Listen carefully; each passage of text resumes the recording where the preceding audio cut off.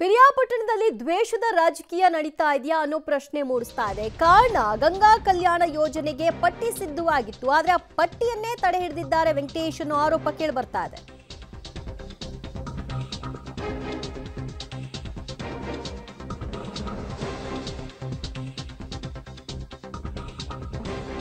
ಪಿರಿಯಾಪಟ್ಟಣದಲ್ಲಿ ದ್ವೇಷದ ರಾಜಕೀಯಕ್ಕೆ ಒಂದು ಉದಾಹರಣೆ ಸಿಕ್ಕ ಕಾಣಿಸ್ತಾ ಇದೆ. ಜೆಡಿಎಸ್ ಪರ ಇದ್ದಂತಹ ರೈತರಿಗೆ ಈಗ ತೊಂದರೆಯನ್ನ ಕೊಡ್ತಾ ಇದ್ದಾರೆ. ಅದು ಕೂಡ ಮಂಜೂರಾಗಿರುವಂತಹ ಗಂಗಾ ಕಲ್ಯಾಣ ಯೋಜನೆಯ ಪಟ್ಟಿಯನ್ನ ತಡೆ ಹಿಡಿಯೋ ಮೂಲಕ ಅಂತ ಸ್ವತಃ ರೈತರೇ ಸಚಿವ ಕೆ ವೆಂಕಟೇಶ್ ಅವರ ವಿರುದ್ಧ ಆರೋಪವನ್ನ ಮಾಡ್ತಾ ಇದ್ದಾರೆ.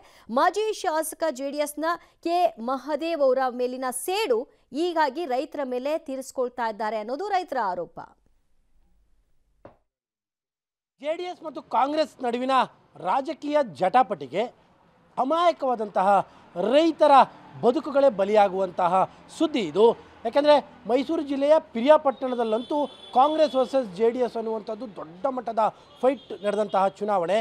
ಆ ಚುನಾವಣೆಯಲ್ಲಿ ಕಾಂಗ್ರೆಸ್ನ ವೆಂಕಟೇಶ್ ಅವರು ಗೆದ್ದಿದ್ದಂಥದ್ದು. ಈಗ ಅವರು ಸಚಿವರು ಕೂಡ ಆಗಿದ್ದಾರೆ.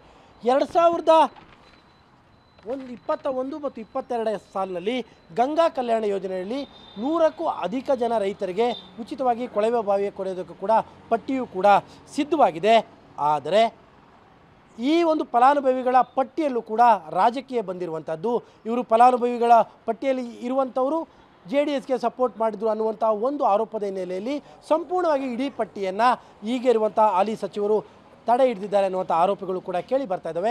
ಈಗ ನಮ್ಮ ಜೊತೆಯಲ್ಲಿ ಈ ಫಲಾನುಭವಿಗಳೇ ಅನೇಕ ಜನ ರೈತರಿದ್ದಾರೆ, ಅವ್ರ ಜೊತೆಗೆ ನಾನು ಮಾತಾಡ್ತೀನಿ. ಸರ್, ಈಗ ಪ್ರಮುಖವಾಗಿ 21-22 ಸಾಲಿನಲ್ಲಿ ಆಗಿರುವಂಥ ಪಟ್ಟಿ ಒಟ್ಟು ಎಷ್ಟು ಜನ ರೈತರಿಗೆ ಹೋರಾಟ? 100ಕ್ಕೂ ಅಧಿಕವಾಗವ್ರೆ ಸರ್.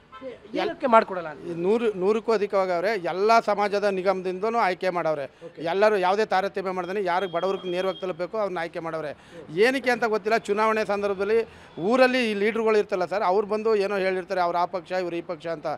ನಮ್ಮನ್ನು ಇವ್ರು ಪರ್ಟಿಕ್ಯುಲರ್ ಆಗಿ ಇವರು JDS ಅಲ್ಲಿ ಮಾದೇವನ ಪರವಾಗಿ ಓಡಾಡವ್ರೆ ಅನ್ನೋ ಒಂದೇ ಒಂದು ಕಾರಣಕ್ಕೆ ಈ ರೀತಿ ಮಾಡ್ತಾವ್ರೆ. ನಾವು ಅಧಿಕಾರಿಗಳು ಹಲವಾರು ಬಾರಿ ತಿರುಗಿದ್ದೀವಿ. ಅವ್ರು ಏನು ಹೇಳ್ತಾರೆ, ಒಂದೇ ಮಾತು ಹೇಳೋದು, ಸಚಿವರು ಸ್ವಲ್ಪ ತಡೀರಿ ಅಂತವ್ರೆ, ನಿಲ್ಲಿಸಿ ಅಂತವ್ರೆ, ನಿಲ್ಲಿಸಿದ್ದೀವಿ ಅಂತ ಹೇಳ್ತಾರೆ. ಅವ್ರು ಇನ್ನೇನು ಬೇರೆ ಏನು ಹೇಳ್ತಾ ಇಲ್ಲ. ಅಂದರೆ JDSನ ಅಭ್ಯರ್ಥಿ ಅಂದರೆ ವಿಧಾನಸಭಾ ಚುನಾವಣೆಯಲ್ಲಿ JDS ಅಭ್ಯರ್ಥಿ ಪರ ಕೆಲಸ ಮಾಡಿದಿರಿ ಮಾಡಿದ್ದೀವಿ ಅನ್ನೋದು ಒಂದೇ ಒಂದು ಕಾರಣ. ಲೆಕ್ಕದ ಪ್ರಕಾರ ಇಷ್ಟೊತ್ತಿಗೆ ನೀವು ಬೋರ್ ಆಗಬೇಕಾಯ್ತಲ್ಲ ಸರ್. ನೀವೇ ನೋಡಿ, ವಿತ್ ದಾಖಲೆ ಕೊಟ್ಟಿದ್ದೀವಿ. ನಾವು ಏನು ಸುಮ್ಮನೆ ಕೇಳ್ತಾ ಇಲ್ಲ. ವಿತ್ ದಾಖಲೆ ಕೊಟ್ಟಿದ್ದೀವಿ. ಅಲ್ಲೇ ಆಯ್ಕೆ ಪಟ್ಟಿಲ್ಲ ಆಯ್ಕೆ ಆಗಿದ್ದೀವಿ. ಮತ್ತು ನಿಗಮದಲ್ಲಿ ಆಯ್ಕೆ ಆಗವ್ರೆ. ಮತ್ತು ಅವ್ರು ಬಂದು ನಮ್ಮ ಭೂಮಿಗಳನ್ನ GPS ಮಾಡವ್ರೆ. ಇವ್ರು ಕೊಡ್ಬೋದಾ ಏನು ಅಂತ ಐಡೆಂಟಿಫೈ ಮಾಡವ್ರೆ. ಇಷ್ಟೆಲ್ಲ ಮುಗಿದು ಇಷ್ಟೊತ್ತಿಗಾಗಲೇ ನಾವು ಕೊರೆದು ನಾವು ಬೆಳೆ ಬೆಳಿಬೋದಿತ್ತು. ಯಾಕೆ ಹಿಂಗೆ ತಡೆ ಹಿಡಿತಾವ್ರೆ ಅಂತ ಗೊತ್ತಾಯ್ತಾ ಇಲ್ಲ. ಅಂದರೆ ಇದರಲ್ಲಿ ಇರುವಂಥದ್ದು ಕೇವಲ ರಾಜಕೀಯನ ಅಥವಾ ಬೇರೆ ಥರದ ಯಾವುದಾದ್ರು ಅಂಶಗಳಿದ್ದಾವೆ? ಬೇರೆ ವಿಷಯಗಳು ಇದ್ದೇ ಇದೆ. ಅವರು ಸ್ವಾರ್ಥಕ್ಕೆ ಬಳಸ್ಕೊತಾ ಇದ್ದಾರೆ. ಹಿಂದೆ ಮಾದೇವಣ್ಣ ಶಾಸಕರಾದ ಸಂದರ್ಭದಲ್ಲಿ ಕಾಂಗ್ರೆಸ್ಸು ಅಂತಿದ್ದಿಲ್ಲ, JDS ಅಂತಿದ್ದಿಲ್ಲ, ಯಾರು ಬಂದರೂ ಕೆಲಸ ಮಾಡಿಕೊಟ್ರು. ಈ ಸಚಿವರು ಯಾಕೆ ತಾರತಮ್ಯ ಮಾಡ್ತಾವ್ರೆ ಅಂತ ನಮ್ಗೆ ಗೊತ್ತಿಲ್ಲ. ನಾವೇನು ಹಂಗಾರೆ ಸಾರ್ವಜನಿಕವಾಗಿ ನಾವು ಆ ಪಕ್ಷ ಈ ಪಕ್ಷ ಅಂತ ಏನಿಲ್ಲ. ಎಲ್ಲ ಪಕ್ಷದಲ್ಲೂ ಕೆಲವರು ಹೋರಾಟ ಮಾಡ್ತಾರೆ. ಇದರಲ್ಲಿ ಹೋಗಿ ಕಾರ್ಯಕರ್ತರಾಗಲಿ ಮುಖಂಡರಾಗಲಿ ಹೋಗಿ ಹೇಳ್ತಾರೆ ಅವ್ರಿಗೆ ಇಂಥವ್ರು ಮಾಡಬೇಡಿ ಅಂತ. ಅವರು ಆ ವಿಚಾರನ ತಡೆ ಹಿಡಿತಾರೆ. ಅಧಿಕಾರಿಗಳನ್ನ ಹೋಗಿ ಕೇಳಿದ್ರೆ ಸಚಿವರು ಸ್ವಲ್ಪ ವಿಳಂಬ ಮಾಡಿ ಅಂತ ಹೇಳ್ತಾವ್ರಪ್ಪ. ಮಾಡ್ತೀವಿ ಅಂದ್ಬಿಟ್ಟು 3-6 ವರ್ಷದಿಂದ ತಳ್ತಾವ್ರೆ. ತಮ್ಮ ಪರವಾಗಿ ಯಾರು ಕೆಲಸ ಮಾಡಲಿಲ್ವೋ ಅನ್ನೋದು, ಅವ್ರು ಯಾರಿಗೂ ನಾವೇನು ಕೆಲಸ ಮಾಡಿಕೊಡಲ್ಲ ಅಂತ. ನಾವು ಯಾರು ಕೆಲಸ ಮಾಡಿಲ್ಲ. ಮಾದೇವ ಪರ ಮಾಡೋರು ಇವ್ರಿಗೆ ಏನು ಕಾರ್ಯಕರ್ತರು ಮಾಡೋದು ಬೇಡ. ಇದನ್ನು ಏನು ಲೀಸ್ಟ್ ಅದೇ ಅದನ್ನು ಮುಗಿಸಿ ಹೊಸ ಲೀಸ್ಟ್ನ ನಾವು ಸೇರ್ಪಡೆ ಮಾಡಿ ಅವ್ರಿಗೆ ನಾವು ಬೋರ್ವೆಲ್ನ ಕೊಡಬೇಕು ಅನ್ನೋದು ಉದ್ದೇಶ. ಅಂದರೆ ಅವ್ರ ಪ್ರಕಾರವಾಗಿ ಚುನಾವಣೆಯಲ್ಲಿ ಸ್ವತಂತ್ರನೇ ಇಲ್ಲ, ಯಾರು ಅವ್ರ ಪರವಾಗಿ ಇರಬೇಕು ಅನ್ನುವಂಥದ್ದು ಅಂತ. ಅವ್ರ ಪರನೇ ಓಡಾಡಬೇಕು. ನಮ್ಮ ವಿರುದ್ಧವಾಗಿ ಓಡಾಡವ್ರೆ.